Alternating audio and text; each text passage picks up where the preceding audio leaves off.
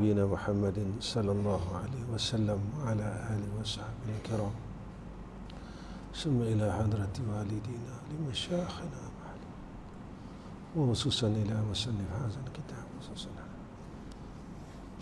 الفاتحة. أعوذ بالله من الشيطان الرجيم. بسم الله الرحمن الرحيم. الحمد لله رب العالمين الرحمن الرحيم مالك يوم الدين إياك نعبد وإياك نستعين اهدنا الصراط المستقيم صراط الذين أنعمت عليهم غير المغضوب عليهم.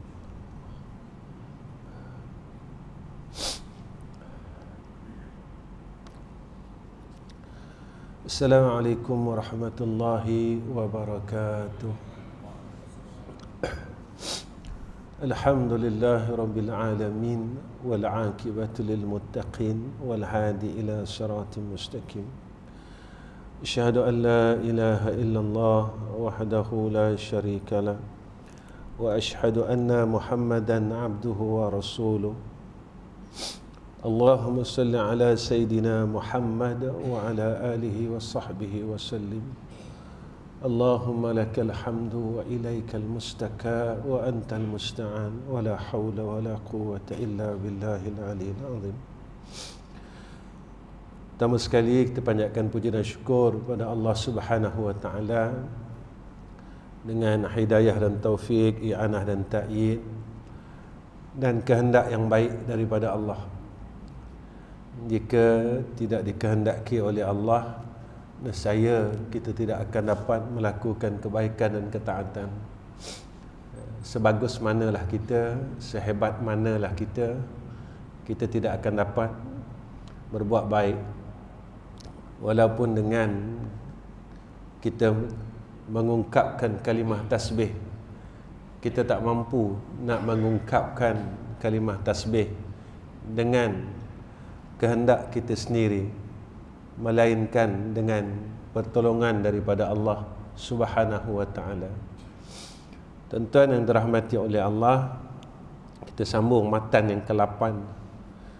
Qala musannif rahimahullahu taala fa innahu ma fataha laka illa wa huwa yuridu ay yata'arrafa ilaika alam ta'lam anna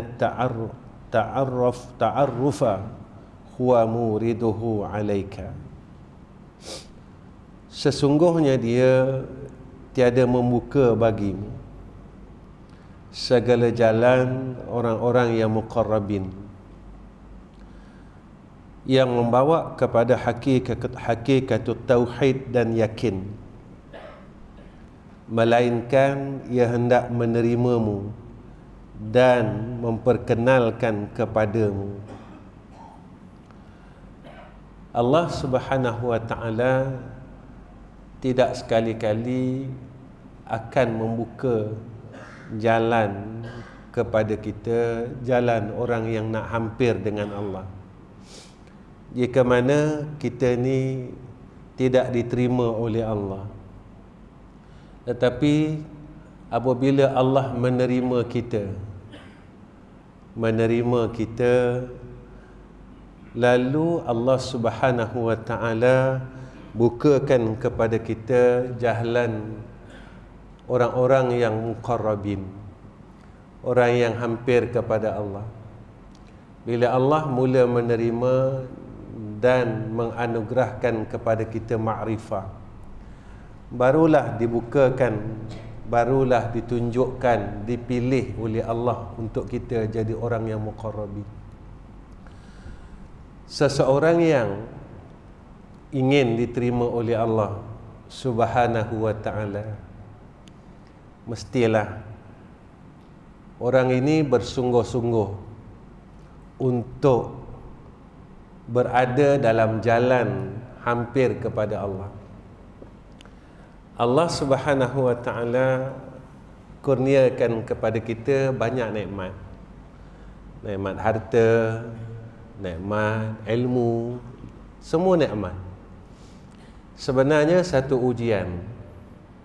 Kita nak berkalih tak daripada Allah, ataupun kita masih lagi memandang terus kepada Allah. Allah bagi kita nikmat dunia, nikmat itu, nikmat ini, kita masih tak memandang kepada pemberi nikmat.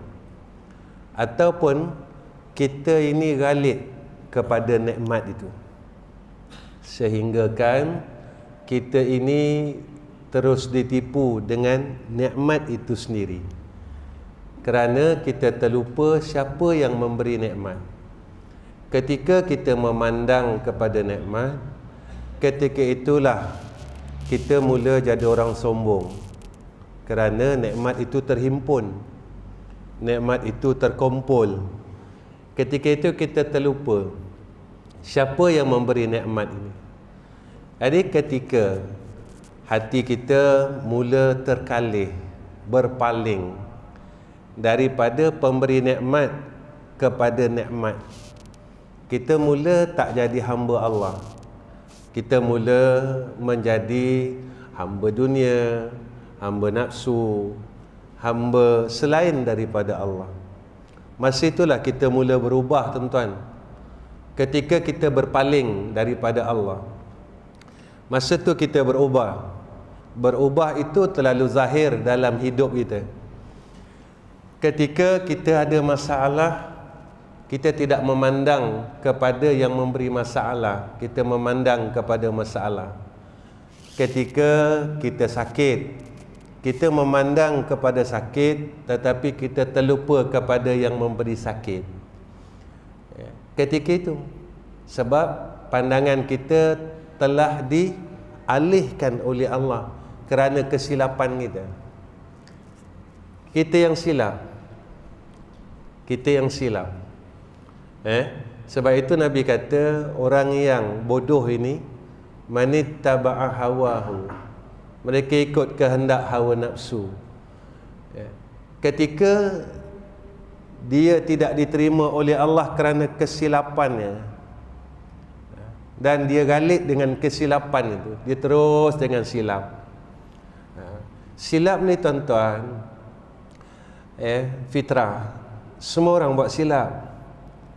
Tetapi setelah seseorang itu buat silap, apa yang Allah nak? Iaitu kita kembali pada Allah. Tak mungkin tak ada orang buat silap. Saya sendiri ada buat silap dan banyak kesilapan saya. Tetapi yang Allah nak lihat pada diri kita, kita boleh tak kita balik dan mengakui kesilapan kita kepada Allah. Ketika kita masih berada dalam golongan hamba Allah, baru Allah terima kita. Pada hakikatnya, ketika kita sendiri yang berkehendak untuk keluar daripada golongan hambanya, kita yang keluar. Kerana apa? Kerana Allah bagi kita akal dan Allah bagi kita ilmu. Kita tak boleh salahkan Allah, tuan-tuan. Allah bagi kita akal dan Allah bagi kita ilmu. Ilmunya mana? Kalau kita ikut jalan ni, ini dia. Kalau kita ikut jalan ni, ini dia. Dan Allah bagi kita kan ilmu dan akal yang waras. Akal yang waras supaya kita boleh berfikir mana yang hak, mana yang batil, dengan ilmu yang Allah bagi kepada kita. Semua orang buat silap, tetapi ilmunya kita ada. Ketika kita buat silap, macam mana cara nak menebus kesilapan? Dengan kita balik kepada Allah. Akal ini langsung berfikir. Tetapi ketika kita tak jadi hamba Allah, kita telah jadi hamba nafsu, maka kita terus dalam kesilapan. Kita tetap tak nak mengaku yang kita silap. Dengan ilmu yang ada pada kita, kita kalih, tuan-tuan, kesilapan kita itu kita kalih dengan ilmu kita. Walhal kita silap.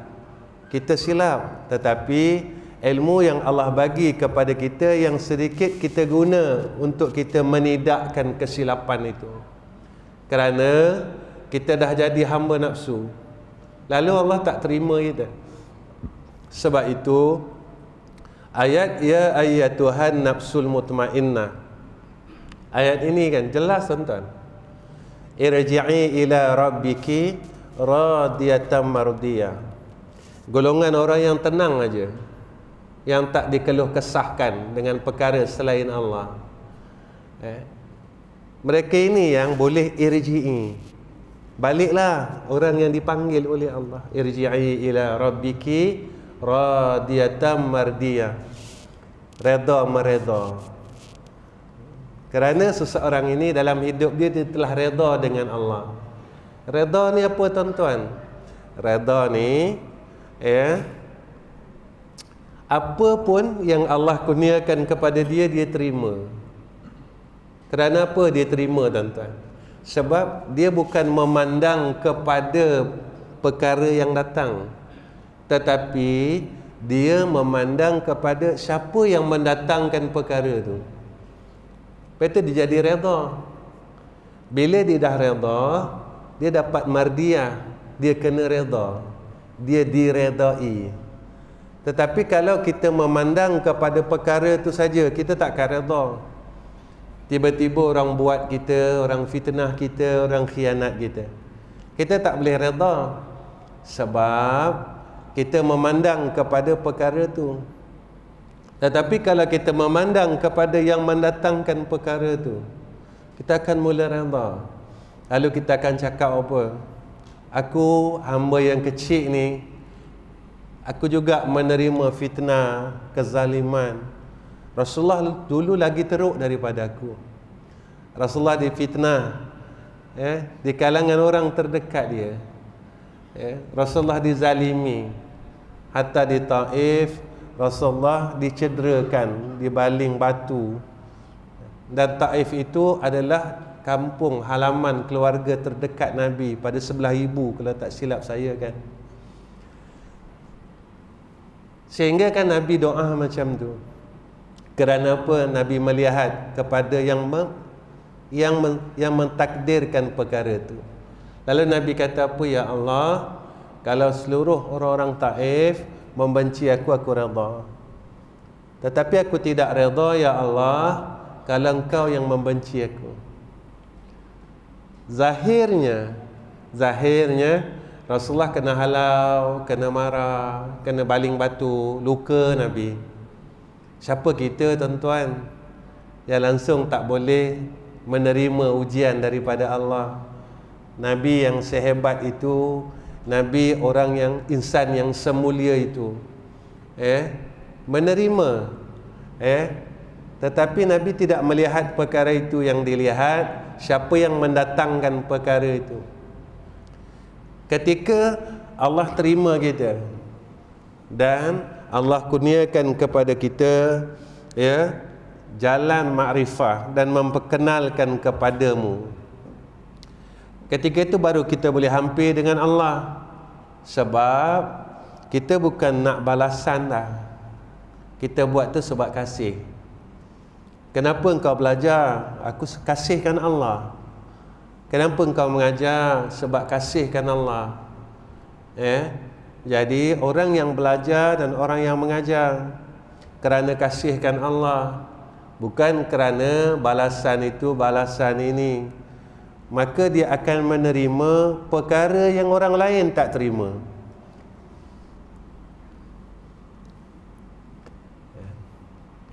Ini perjalanan macam biasa, tuan-tuan. Kita kalau sayangkan anak, ada 5 orang anak. Ini laisa kamislihi syai'un, cuma nak bagi faham. Nak bagi faham. Kita ada 5 orang anak, satu anak ni kita paling sayang. Tentu anak yang paling sayang ni kita akan bagi lebih daripada 4 orang ni. Tak sama, tuan-tuan. Tak sama. 4 orang ni kita belikan handphone, tapi yang seorang ni beli juga, tapi dia lebih mahal, lebih bagus, sebab kita sayang. Laisa kamislihi syai'un, pada Allah kan. Maka bila kita buat tanpa apa-apa, tetapi dengan sebab rasa kasih kepada Allah, maka ketika itu radiyatan mardiyah, kita redha dan Allah redha kita. Maka tidak ada berkehendak kepada sesuatu yang selain daripada Allah. Ya. Ini yang kita lihat sebab kasih. Ketika malaikat Jibril ni terlalu kesian dengan Nabi. Ya Rasulullah, hendak tak kalau aku hapuskan seluruh penduduk Taif? Ada kan kita dengar? Rasulullah cakap apa? Wahai Jibril, jangan. Jikalah sekarang mereka tak menerima aku, mungkin akan datang keturunan mereka menerima Islam itu. Apa yang jadi sekarang tentang Taif, kita kalau pergi umrah kan orang bawa ziarah Taif. Ini sebab kasih tuan-tuan, kerana kasihnya Nabi kepada Allah, kasihnya Nabi kepada ummah. Sebab itu ketika kita beroleh jalan, kenapa aku tak boleh dekat dengan Allah? Kenapa aku tak boleh dekat dengan Allah? Jawapannya, Allah masih tak nak terima aku. Kenapa Allah tak nak terima aku? Ni kena tanya. Apa yang aku dah buat? Apa yang aku dah buat?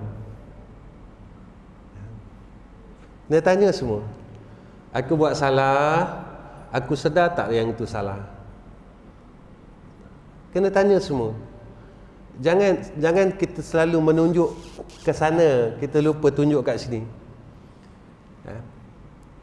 Kalau kita menangis sebab apa? Kita tanya. Ada orang yang apabila perkara yang kehendak tuntutan nafsunya tak dapat, hilang, dia akan nangis. Nafsu dia. Yang sekarang kadang-kadang kita dengar dekat media sosial, orang putus cinta dia nangis. Tak? Ada yang putus cinta sampai ada yang terjun bangunan. Maka jatuh air matanya disebabkan hawa nafsunya. Ada orang yang jatuh air matanya, keluar air matanya kerana keduniaan. Ketika hilang dunia, dia nangis. Orang khianat dia, tanah dia, dia akan nangis. Kenapa orang buat aku macam ni? Kenapa orang zalim aku macam ni? Ketika itu. Dan ada orang yang menangis kerana rindukan Allah. Salah satu kata Hasan Al-Basri. Hasan Basri satu hari dia menangis. Selepas itu orang bertanya kepada Hasan Basri, "Wahai Hasan Basri, kenapa engkau menangis?" Hasan Basri berkata, "Aku takut aku dimasukkan oleh Allah ke dalam neraka. Tatkala aku masuk ke dalam neraka, Allah tidak mempedulikan aku," kata dia. Dia duduk, dia fikir macam tu je tuan-tuan, dia nangis. Dia duduk, dia fikir macam tu je, dia nangis tuan-tuan. Kita kena tanya diri kita, pernah tak kita fikir macam tu dan kita nangis? Jadi macam mana kita nak kata kita orang hebat? Macam mana kita nak kata kita orang yang bagus? Kita orang yang diterima oleh Allah. Betul kalau kita lihat apa yang disebut oleh Nabi tentang orang yang mati husnul khatimah. 1000 orang, seorang aja yang selamat. 999 tak selamat. Masih lagi disoal, ditanya di mizan, dan masih tak lepas lagi daripada neraka Allah. Tuan-tuan, kita jangan nampak benda yang besar. Kita cuma ambil kecil dulu. Jangan kita ambil satu Malaysia. Kita ambil dalam Korea kita. Dalam Korea kita ada berapa ribu orang. Kalau yang Nabi cakap macam tu, Dalam 1000 orang, yang selamat betul seorang. Pernah tak dalam hidup kita cakap dengan Allah, ya Allah, dalam 1000 orang yang kau selamatkan, tak kena hisab, ya, terus bighairi hisab, seorang aja, ya Allah, jadikan yang seorang itu aku. Ataupun kita selama ni kita rasa akulah orang tu. Kita jangan besarkan benda tu. Kalau besar, nanti kita kata apa? Peluang ni ada kat aku ni. Kita kecilkan. Daripada Korea baru pergi mukim. Daripada mukim baru pergi daerah baru pergi negeri. Selama kita berfikir, tuan-tuan, kenapa perlunya kita buat macam tu? Supaya kita boleh balik kepada Allah, supaya kita sentiasa berharap kepada Allah, kita dapat yang terbaik. Tuan-tuan, dunia pun kita nak benda baik. Kita nak baik kan? Kalau dapat benda ni baik, kalau berniaga nak keputusannya baik, ya. Kalau dapat isteri nak isteri yang baik, kalau dapat keluarga nak dapat keluarga yang baik. Tidakkah pernah terlintas dalam hati kita untuk dapat perkara akhirat yang baik? Sebenarnya ni tak ada benda lain pun. Tak ada benda lain yang Allah Subhanahu wa taala didik kita. Allah didik kita macam ni, tuan-tuan. Sebenarnya tak ada benda lain pun, supaya kita boleh balik kepada Allah dalam keadaan yang sejahtera, yang Allah sebut dalam Quran, yauma la yanfa'u malun wala banun illa man atallaha biqalbin salim. Orang yang boleh balik dengan Allah, hati dia ni tenang, tak ada fikir apa, tak ada sangkut apa. Kalau tak nak sangkut dekat sana, kena buat dulu dekat dalam dunia. Kalau dalam dunia dah sangkut, dekat sana macam mana, tuan-tuan? Mestilah sangkut. Dalam dunia lagi kita sangkut. Kita sangkut dengan orang ni, kita sangkut dengan orang ni. Dekat sana takkan tak sangkut. Mana selesaikan dalam dunia dulu, baru kat sana boleh selesai.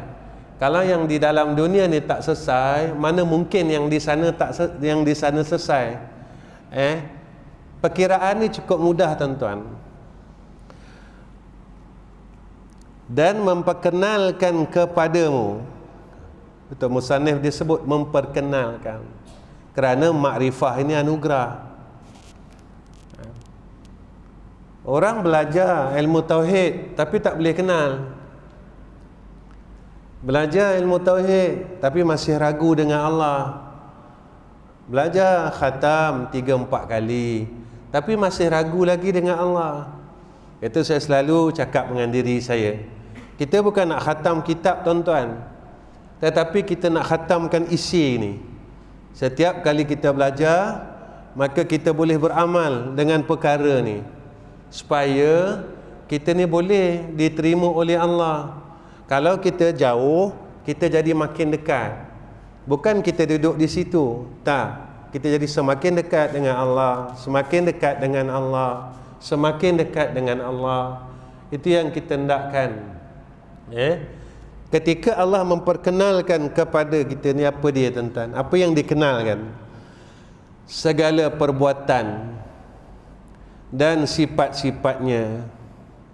Allah kenal kepada kita, Allah memperkenalkan perbuatannya, sifat-sifatnya kepada kita. Caranya macam mana? Apa yang berlaku di sekeliling kita,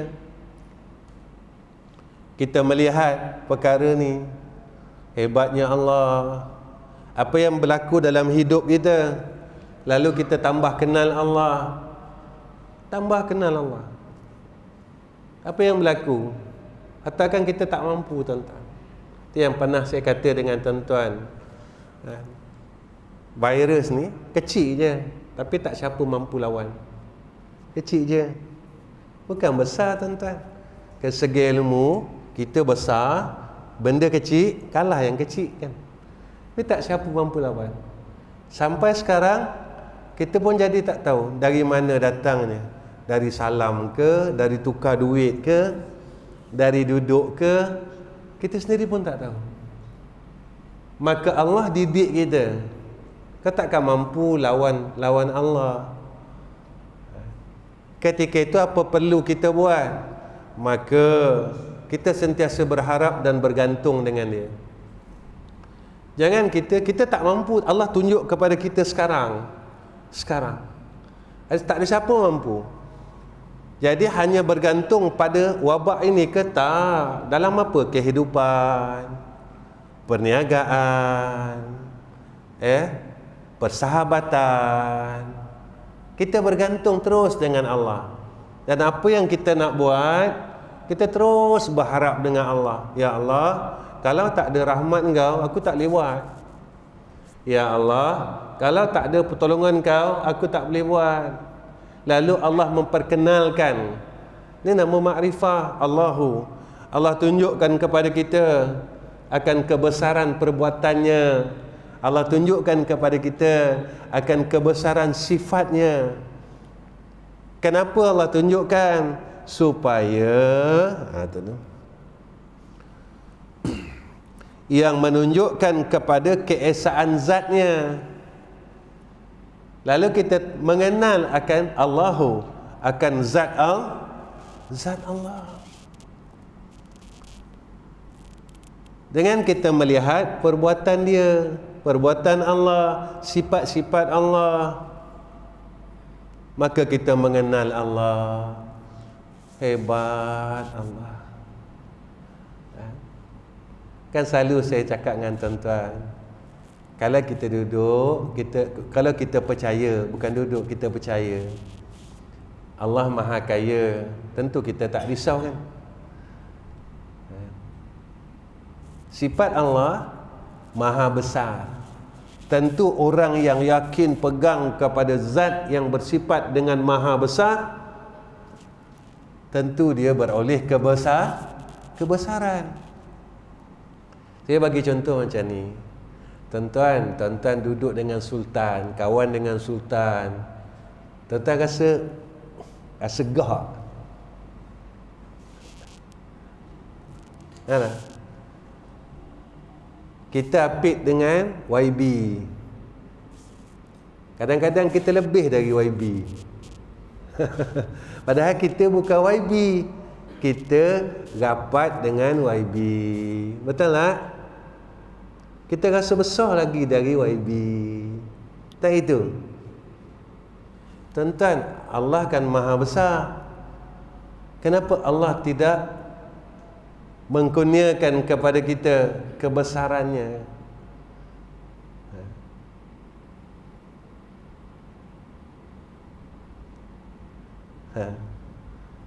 Kenapa? Sebab kita silap.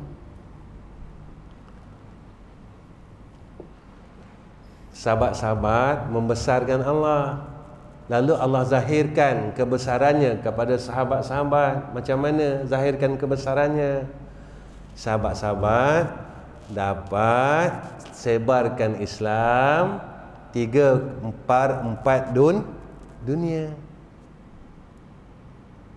Zahir kebesaran Allah 3/4 dunia. Kerana apa Allah kurniakan kepada mereka ni? Sebab mereka semua membesarkan Allah. Jadi kita yang tak mau membesarkan Allah, jadi kita tak mendapat akan kebesaran itu. Tak dapat. Kerana kita tak membesarkan Allah. Kita lebih membesarkan duit, kita lebih membesarkan orang besar daripada yang maha besar. Dalam hati kita, kita besarkan apa? Kita lebihkan apa? Kita besarkan apa? Yang tu kita dapat. Dan kita tahu hakikatnya selain Allah ini tak kekal. Jadi yang kita dapat memang tak kekal. Dulu kita hebat sebab bersama orang yang ada kebesaran. Sekarang kita tak jadi apa, tak pandang, orang tak pandang pun, sebab kawan kita dah tak ada. Kenapa orang tak pandang? Sebab hakikatnya selain daripada Allah takkan kekal. Yang kekal hanya Allah. Tapi kita masih lagi berkehendak kepada yang tak kekal. Kita masih lagi kejar, suka, hendak pada yang tak kekal. Jadi kita akan berterusan macam tu. Bila hilang, cari lagi. Bila tak ada, kita akan cari lagi, berusaha lagi. Sampai bila, tuan-tuan? Tidakkah engkau tahu bahawa pengurniaan makrifat itu Dia yang menganugerahkan kepadamu, yang tiada dihinggapi penyakit dan kecacatan padanya. Yang kurniakan makrifah ini Allah.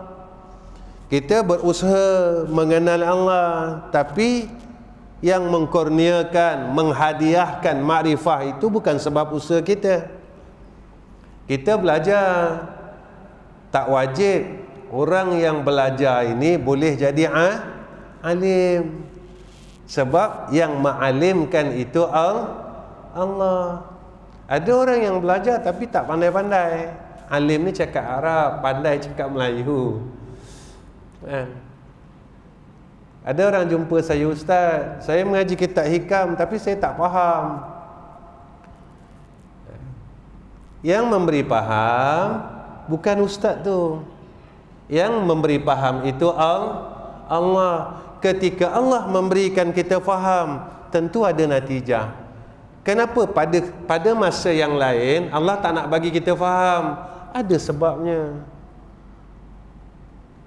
Bukan sebab orang yang bercakap, tidak.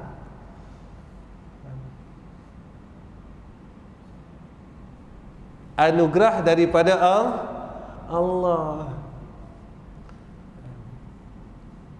Ketika Allah anugerahkan kepada kita, tentu ada natijah. Ya. Ada orang yang sebut nama Allah, dia tak ada apa-apa. Ada orang yang sebut nama Allah, dia rasa takut. Ada orang jumpa saya, tuan-tuan, orang jumpa saya. Ada satu orang perempuan, dah berumur dah 70 lebih. Ustaz, alhamdulillah ustaz, kata dia, setiap malam dia bangun tahajud, saya tak zikir apa pun ustaz, saya zikir ya Allah aja. Tapi setiap kali saya sebut ya Allah, ya Allah, ya Allah, kenapa ya ustaz, saya sedih, dia kata. Dulu bangun malam saya banyak zikir ustaz, saya itu, saya zikir ini, saya istighfar, saya tasbih, saya tahlil, tapi saya tak rasa apa-apa. Sekarang ustaz, saya tak zikir apa pun, saya zikir ya Allah aja. Saya sebut ya Allah, ya Allah, ya Allah, ya Allah. Saya sedih ustaz, kenapa ya ustaz? Saya cakap dengan dia, itulah anugerah. Bukan semua orang yang Allah anugerahkan menyebut namanya terhubung kait terus kepada Allah. Tak ada semua orang. Ada orang yang sebut saja ya Allah, tapi dia tak rasa apa-apa, dia rasa mengantuk lagi ada. Kan? Jelah kita cuba tuan-tuan. Betul pernah saya cakap dengan diri saya dan tuan-tuan, kita nak ukur hubungan kita dengan Allah, begitu cara dia. Kita nak ukur hubungan kita dengan Allah, macam mana ya aku pada sisi Allah Ta'ala. Kita jangan biarkan diri kita tuan-tuan, kita jangan tak pedulikan diri kita. Tak peduli tuan-tuan. Kalaulah orang sayang kita, kan kalau lama kita tak jumpa, kan dia selalu sebut-sebut kan, mana tak nampak kan. Ada selalu sebut sebab tu orang tu sayang kita. Sayang. Ketika dia mula jumpa kita, masa tu apa berlaku? Dia akan peluk kita, dia akan cakap, lamanya tak nampak. Betul tak? Sebab apa? Sebab kasih. Apatah lagi hubungan kita dengan Allah. Ada orang yang dia cakap dia sayang, tapi dia tak pernah tanya kita pun, tuan-tuan. Saya cakap dengan Pak Su, saya sayang Pak Su. Tapi selama sebulan saya tak pernah tanya pun dengan orang yang di sekeliling Pak Su. Saya tak pernah tanya Ayah Wan, saya tak pernah tanya Haji Zaini, Pak Su apa khabar, lama tak nampak. Ayah Wan nampak tak Pak Su? Saya tak pernah tanya. Maknanya apa yang keluar daripada mulut saya tipu. Tentu ketika tidak ada dia, kita akan bertanya. Kalau saya tak tanya, saya nak sedapkan hati Pak Su je. Sebab saya jumpa Pak Su. Begitu, apatah lagi seorang hamba dengan Allah. Ketika berlakunya kasih itu, kita sayang mak kita, tapi mak kita dah tak ada. Kan bila kita sebut pasal mak kita, kita rasa apa, tuan-tuan? Hari raya kan? Kan bila mak dah tak ada, ayah dah tak ada, kita kumpul adik-beradik. Lalu kita cakap dengan akak kita, ini kalau mak ada ni, mak masak gini-gini sedap ni. Dah kita, tuan-tuan. Kan begitu fitrahnya. Kan? Ketika itu bergenang air mata kakak kita. Sebab teringatkan mak. Sebab apa? Sebab kita kasih sayang dengan mak kita. Kita rindu sangat dengan mak kita. Apatah lagi antara kita hamba dengan Allah. Ketika kita menceritakan perihal dia, menceritakan tentang perihal Allah, tatkala itu seorang hamba yang sedang merindukan Allah. Dia rindu sangat. Sebab itu sampai Nabi kata ziarah kubur tu memutuskan, mati itu memutuskan kelazatan dunia. Cara dia macam mana nak ingat? Selalu ziarah kubur. Rasa tak, tuan-tuan? Sekarang kita ziarah kubur ada rasa apa? Ada rasa tak nak jumpa Allah? Ya Allah, besok kalau aku dah duduk sini, aku dapat jumpa Engkau, ya Allah. Ada tak? Ke kita tak ada rasa apa-apa? Ke pergi kubur, ini kalau buat bisnes kepuk ni, boleh pitih banyak ni. Orang pergi kubur ingat Allah, kita pergi kubur ingat duit. Sebab apa?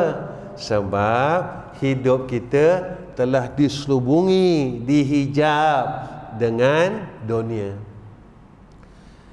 Jadi syaitan ini akan datang, dia akan main fikiran kita, menghala ke sana, jadikan kita ragu, kita tak nampak apa-apa. Begitulah keadaannya besok. Bila kita nak bertemu Allah, dia tak mendatang, kita tak rasa seronok nak jumpa Allah. Yang tu Nabi kata, umat aku akhir zaman akan ditimpa penyakit wahan ni. Wahan apa dia? Sayang dunia. Dunia ni carilah, tuan-tuan, banyak mana cari, tak apa. Jangan tinggal dunia. Jangan nanti dah mengaji hikam tak nak kerja. Itu bawau dal wawha. Tuan-tuan tahu kan? Bawau dal wawha. Mengaji hikam tak nak kerja, itu silap.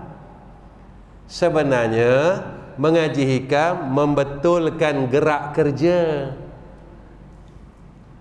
bukan mengaji hikam tinggal kerja. Salah. Guru saya cukup pesan benda ni. Bila kita mengaji tasawuf, kita membetulkan gerak kerja, membetulkan matlamat kerja. Ini sebenarnya ketika kita cari dunia,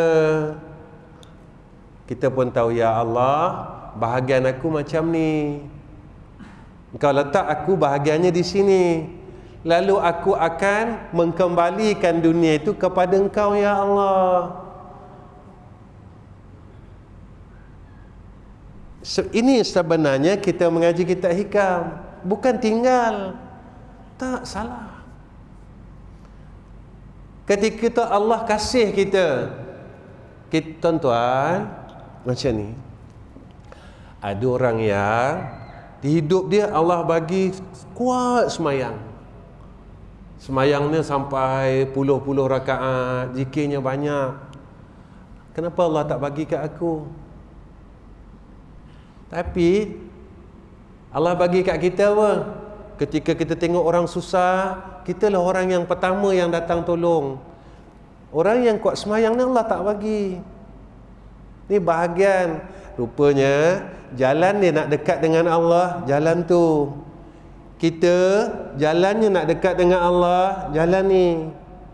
Orang yang Allah bagi dunia kepada dia, jalan dia rupa nak dekat dengan Allah, jalan tu. Abdurrahman bin Auf, kan Allah bagi jalan tu. Sayyidina Umar, ni jalan ni Allahu.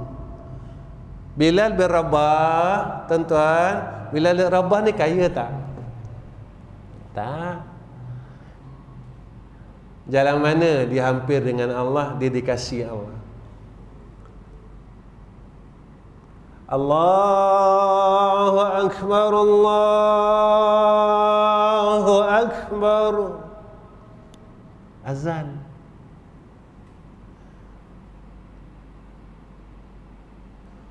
Dilaungkan syiar Islam setiap waktu.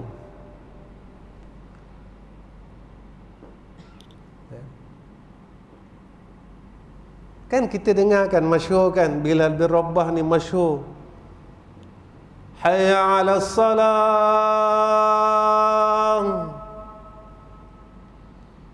Sehingga kan tapak kaki Allahu Sayyidina Bilal ini kedengaran waktu peristiwa Isra dan Mi'raj. Jadi tuan-tuan, apa bahagian yang Allah letakkan kepada kita, gunakan bahagian itu sehingga kita boleh dekat kepada Allah. Ada orang yang jalan mengajar, maka jadikan jalan mengajar ini dekat kepada Allah. Cara macam mana? Jangan berpaling daripada Allah. Walaupun di hadapannya gunung emas sekalipun, jangan pandang, jangan tengok. Ni kan ada cerita Isra Mi'raj kan. Muhammad,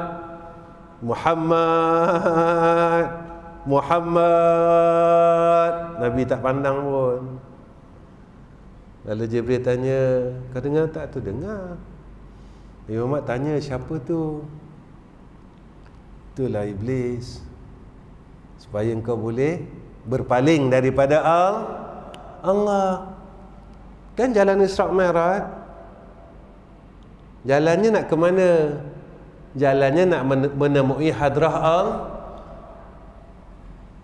Apa bahagian kita yang kita boleh menghadap hadrah Allah? Apa bahagian kita yang kita boleh dekat dengan Allah? Jangan berpaling, jangan kalih pandangan kita.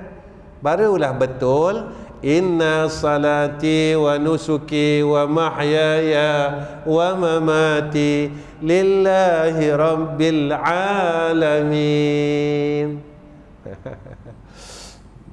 Bagus, seronok tuan-tuan. Jiwa kita akan seronok, hati kita akan seronok.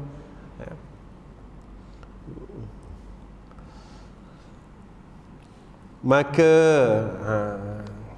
pukul 9 dah tuan-tuan. Sekejap aja ya. Sekejap. Sekejap aja. Ni hakikat dunia. Sekejap aja.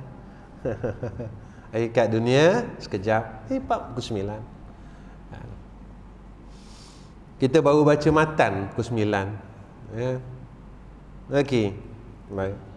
Maka apabila dibukakan bagimu jalan kepada makrifah bagi hadratnya, maka engkau adalah sebahagian daripada orang-orang yang dikasihinya.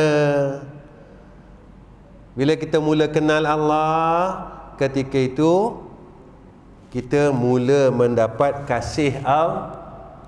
Kenapa boleh dapat kasih Allah? Sebab orang yang bila dia dikurniakan kenal kepada Allah, dia dah tak nak sayang lain selain Allah. Dia tak sayang lain lah. Jadi dia buat tu semua sebab Allah. Dia dah tak sayang lah benda lain. Dah tak sayang. Dia sayangkan makhluk kerana Allah. Semua sabit. Bersambung terus kepada Allah. Bersambung, tak putus. Yang ni kita tak nak terhenti dekat situ. Sayang makhluk. Sebab apa kau sayang dia? Sebab dia ni orang besar. Apa-apa hal senang minta tolong. Nampak tak? Jadi tak bersambung kepada Allah. Kenapa engkau sayang dia? Oh, sebab dia orang kaya, senang minta tolong. Nampak tak? Tak bersambung kepada Allah. Maka hubungan ini, hubungan yang dinamakan hubungan ada penipuan di dalamnya. Tetapi ketika kita berhubung kerana Allah, siapa pun dia, ketika itu kita percaya yang ianya daripada rahmat Allah.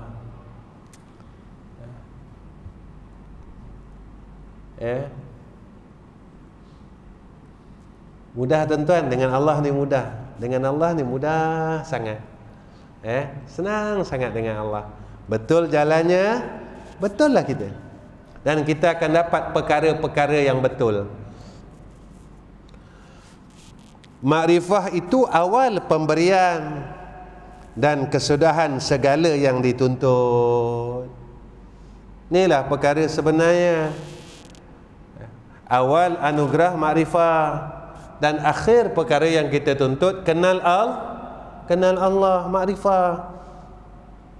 Semakin kenal Allah, semakin hidup kita semakin tenang. Tenang dan terus tenang. Ada kawan tenang. Tuan-tuan, Rasulullah ada sahabat tenang. Ada harta tenang. Ada pangkat tenang. Sebab Allah menganugerahkan kepada orang yang Allah sayang. Tenang. Bila sudah demikian, tiada mengapa dengan sedikit amalan. Bukan tak ada amalan. Kenapa pula memada dengan sedikit amalan?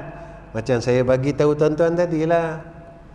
Makcik ni, dulu dia bangun malam, dia baca istighfar 100, tasbih 100, tahlil, takbir.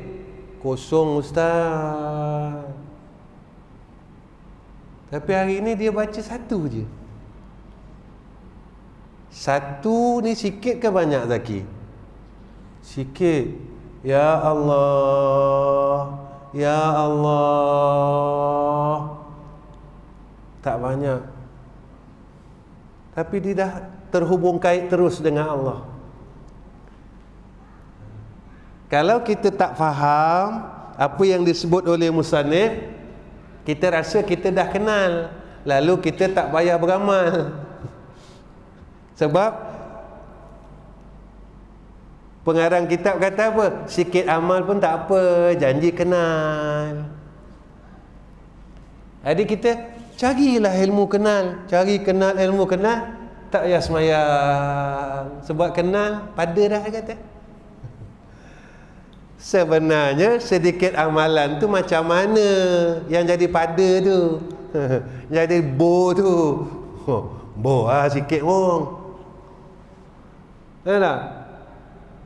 Kita istighfar semalam 1000, tasbih 1000, tahlil 1000. Tapi mengantuk tuan-tuan. Macam mana? Sambil-sambil tasbih. Ya. 10 tahun macam tu tuan-tuan. 10 tahun macam tu. Ketika Allah mengkurniakan kepada kita makrifah dan disertakan rasa kasih, kita sebut Allah aja. Allah, ya Allah, ya Allah. Mengalir air mata kita, rindu sangat dengan Allah. Allah. Tuan-tuan rasa macam mana? Boleh dah kalau boleh gitu dah.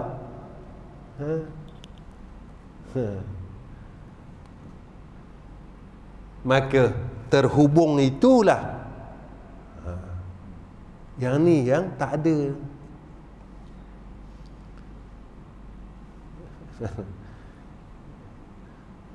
Kita manusia kan ada fitrah dia gini. Orang kalau kita bercakap tapi dia nak tipu kita, rasa okey. Dia cakap baik Zaki, tapi nak tipu Zaki. Kita fitrahnya rasa tak? Rasa dah pernah jet aku hari ni, jet bawa jet lori hari ni. Tahu dah mesti ada benda je. Tak itu lagi. Tapi kalau dia puji kita kerana memang keikhlasan, sebab kasih, sebab sayang, rasa tak kasih tu? Terhubung rasa kasih. Apatah lagi kita dengan Allah. Lagi-lagi kita dengan Allahu. Lagi tuan-tuan, tidak ada lagi nilai langsung yang boleh kita nilaikan hubungan kita dengan Allah ni. Tak ada angka, tak ada perkataan. Yeah. Dan tiada dibukakan bagimu jalan yang demikian itu, tak dapat jalan tu. Melainkan apa? Dia hendak menghampirkanmu kepada hadrahnya, anugerah. Sebab memang hadiah daripada Allah, kehendak Allah, dia nak jadi kita ni hamba yang dekat kepada Allah. Jadi kalau kita macam tu juga, kita ni dekat ke jauh?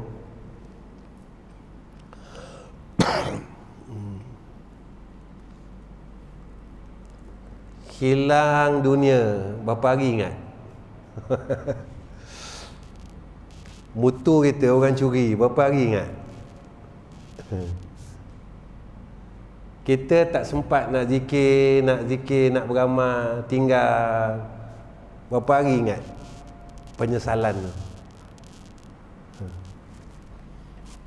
Kita biasa zikir, tiba tak dapat zikir, berapa hari menyesal, tak ada rasa. Tak apa, esok ada lagi.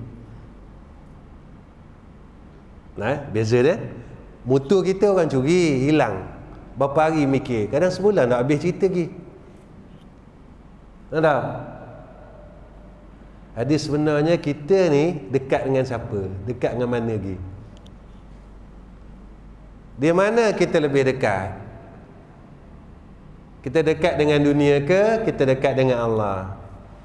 Kita ukur sendiri tuan-tuan. Saya ukur diri saya, tuan-tuan ukur diri tuan-tuan. Kita jangan ukur orang. Sebab benda yang kita dekat dan kita sayang itulah yang akan lama menjadi duduk di dalam tempat fikir kita, rasa kita. Itu yang paling lama. Jika kita dekat dengan Allah, tatkala itu gugur, kita akan menyesal lama, rasa tu lama. Ya Allah, ya Allah, ya Allah. Macam itulah. Ya. Di sanalah diperkenalkan kepadamu segala jenis kemuliaan. Bila kita dah dapat dianugerahkan oleh Allah, maka terhimpun segala jenis kemuliaan Allah kurniakan kepada kita. Dan ditunjukkan kepadamu apa yang kau tak pernah mengetahui. Allah zahirkan kepada kita perkara yang tak pernah kita jumpa, jumpa. Kadang-kadang kita doan, kenapa ya dulu aku buat macam ni, aku dah rasa macam ni kenapa dulu tak rasanya? Maka ketika tu Allah dah mula nak hampirkan kita kepada Allah.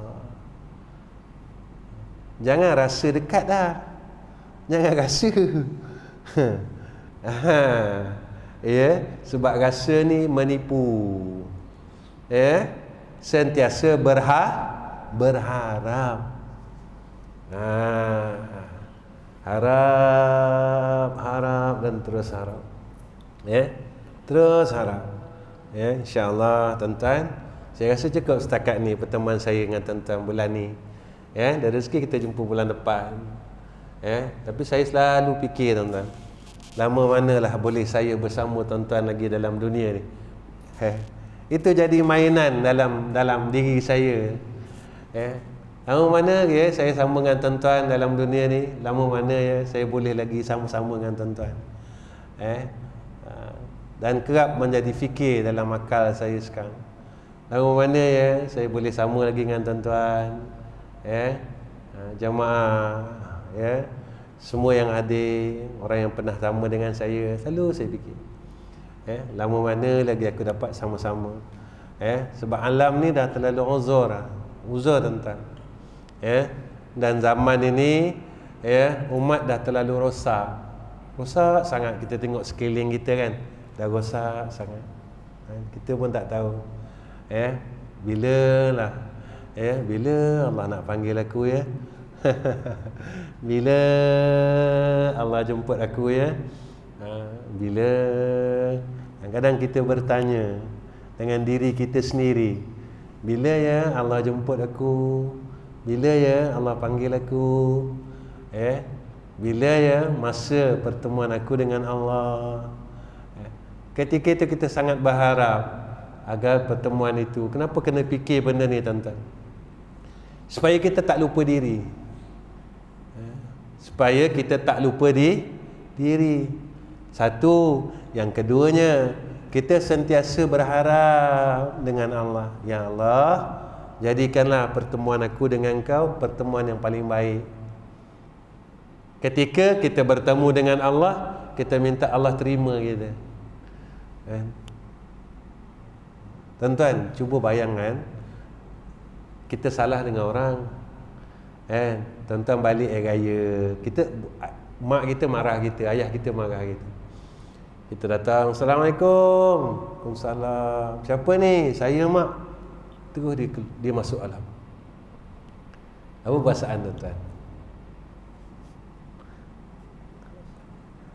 Ni hari raya ni. Kalau hari biasa tak berasa sangat dah. Hari biasa bulan Rejab dah berasa. Dia kata belum puasa lagi kata. Sampai satu raya. Kalau kita boleh lah raya tahun ni. Kalau duk boleh kita kaya gitu je, bukan mikir je. Itu kaya gitu je. Satu raya kita Assalamualaikum. Waalaikumsalam. Siapa? Mak kita tanya, "Piye ni?" "Saya ini." Mak kita masuk dalam mak. Sedih kita. Buat apa mak aku dah maafkan lagi salah aku. Mak kandung sendiri tak boleh terima. Kita cerita. Buat apa mak kandung sendiri tak boleh terima hamba, dia kata. Buat apa ayah kandung sendiri tak boleh terima hamba, dia kata. Kita akan bercerita. Apatah lagi ketika saat itu kita balik bertemu Allah dan kita tak dapat layanan seperti mana seorang hamba Allah kerana kita tak diterima oleh Allah. Kalau kita akan bercerita dengan orang sekeliling kita, Allah tak terima aku, Allah tak terima aku, Allah tak terima aku, masa itulah kita akan terus merayu dengan Allah, menangis, ya. Kita akan terus. Tapi seksanya tuan-tuan, kalau kita buat salah dengan mak ayah pada hari raya, ketika mak ayah kita tak terima, dalam sejam kita akan balik rumah. Selesai tak? Selesai. Dengan Allah kita akan berada di alam itu sehinggalah hari kiamat. Kita akan terus. Dan orang di sekeliling kita terus berkata, itulah orang yang tak diterima. Malu tuan-tuan. Malu. Petang tadi sebelum saya datang masjid ini, saya sembang dengan isteri saya. Saya kata kadang-kadang kita silap kan, kita cerita aib orang. Saya cerita dengan isteri saya berdua. Saya memang suka macam tu tuan-tuan. Kadang saya duduk, saya bercerita dengan isteri. Kadang kita tak betul pun. Kadang-kadang ayah betul je kadang kita terlepas. Kita ceritakan aib orang, kita terlepas, kita tahu. Tapi kita kadang-kadang kita tercerita. Saya pun cakap dengan orang rumah, saya kata, macam mana ya kalau satu hari orang buka aib kita, tiba-tibalah kan kawan kita masa zaman muda yang sama-sama kita dulu kan, tiba-tiba, yalah tuan-tuan, macam saya kan, orang dah panggil macam-macam panggil yang baik. Tiba-tiba kawan-kawan kita masa muda dulu datang jumpa kita dan ceritakan pada orang lain tentang kejahatan kita masa kita zaman-zaman muda. Malu kita tuan-tuan. Saya cakap dengan rumah saya, macam mana ya kalau kita menerima situasi itu dan keadaan itu. Malunya lah, ya Allah. Saya cakap dengan rumah saya petang tadi, malu kan sang? Malu kan? Mintalah dengan Allah tutup aib kita dunia dan akhirat. Sebab itu saya selalu cakap dengan diri saya dan tuan-tuan, kita ada zaman silam masing-masing. Saya ada zaman silam saya yang tuan-tuan tak tahu, tapi Allah tahu. Dan tuan-tuan ada zaman silam tuan-tuan yang saya tak tahu, tapi Allah tahu. Saya ajaklah diri saya dengan tuan-tuan, mulai malam ni kita cubalah jangan nak cerita aib orang. Saya pun silap tuan-tuan, saya kadang-kadang saya cerita aib orang ni macam ni. Tapi bila fikir balik, kalau lah satu hari tuan-tuan, kawan-kawan kita yang dulu sama-sama dengan kita, yang buat jahat dengan kita, dia datang, tu orang dia dulu, dia gini-gini, dia gini, dia cerita. Malu kita tuan-tuan. Saat itu kan kita rasa malunya kan. Dan Imam Al-Ghazali rahimahullahu ta'ala, sebelum saya tutup tuan-tuan, sebelum saya tutup, sebab saya ingin cakap nak cerita benda ni kan. Kalaulah terjadi perkara tu kat kita, apa kita nak buat? Sebab kita mesti jatuh silap kan. Tiba-tiba apa nak buat? Kata Imam Ghazali, tuan-tuan terus je baca istighfar banyak-banyak dan menyesal. Kadang-kadang kita buat perkara itu disebabkan nafsu kita yang jahat. Memang nafsu kita jahat. Bila kita sedar tuan-tuan, kita terus je, ya Allah, ampunkanlah dosaku sebab aku dah ceritakan akan keburukan dia pada orang lain. Terus je kita minta ampun dengan Allah. Sebab kita kadang-kadang kita ni kita mesti buat silap. Saya akui tuan-tuan, saya sendiri buat silap. Kita buat silap. Tapi yang kita takutkan, ketika kita berbuat silap dan Allah tak tegur kita langsung, Allah biarkan aja, Allah biarkan, kita terus saja. Allah tak bagi kita hidayah dan taufik, dan Allah tak tegur kita, kau silap dah, kau silap dah. Dan Allah tak bagi langsung, tak dijentik hati kita, Dia tak nak bagi tahu bukan kita yang kau dah silap. Itulah ya. Jadi kita mintalah dengan Allah supaya kita ni tadi sentiasa dipimpin oleh Allah Subhanahu wa taala. Wa akhir kalam, assalamualaikum warahmatullahi wabarakatuh. Bismillahirrahmanirrahim. Alhamdulillahirabbil alamin. Wassalatu wassalamu ala asyrafil anbiya'i wal mursalin wa ala alihi washabbihi ajma'in. Ya Allah, Ya Rahman, Ya Rahim, maafkan setiap kesalahan lisan kami, Ya Allah. Jika hari ini kami ada buat salah dengan kami kata orang, kami buka aib orang, kami minta maaf, Ya Allah. Bukan kami tak tahu, tapi kami telah buat kesilapan itu, Ya Arhamar Rahimin. Ya Allah, tolong maafkan kami, Ya Allah. Tolong maafkan kami, Ya Allah. Tolong maafkan kami, Ya Allah. Ya Allah, jika telinga kami ada mendengar akan keburukan orang lain, tolonglah, Ya Allah. Jagalah kami dan pimpinlah terus kami, Ya Allah. Ya Allah, Ya Rahman, Ya Rahim. Jika kami buat silap, kami buat salah, kau teruslah betulkan kami, Ya Allah. Jangan kau biarkan kami terus menerus dalam kesilapan, kerana kami tidak kuat untuk duduk dalam neraka jahanam Kau, Ya Allah. Ya Allah, kami tak mampu, Kau terus azab kami di alam barzah, Ya Allah. Dan kami tidak kuat, Ya Arhamar Rahimin. Ya Allah, kami berharap rahmat-Mu, pimpinan-Mu atas kami dan anak isteri kami, Ya Allah. Ya Allah, Ya Rahman, Ya Rahim, kami mohon golongkan kami dalam golongan hamba-Mu yang Kau sayang dan Kau kasih, Ya Allah. Walaupun apa yang telah kami buat dalam hidup ini, kami tak berhak langsung duduk di dalam tempat yang Kau sayang, Ya Allah, kerana kami banyak melanggarkan perintah Engkau. Tetapi Ya Allah, kami mohon jadikan kami orang yang menyayangi Engkau dan menyayangi kekasih Engkau Rasulullah sallallahu alaihi wasallam. Ya Allah, pelihara kami daripada segala wabak dan penyakit yang ada sekarang. Ya Allah, kami tak kuat, kami tak kuat, kami tak kuat, Ya Allah.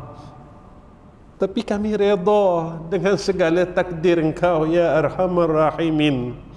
Bukannya kami merungut, Ya Allah. Kami redha, tapi kami tidak ada tempat yang lain untuk kami memohon dan meminta serta mohon perlindungan.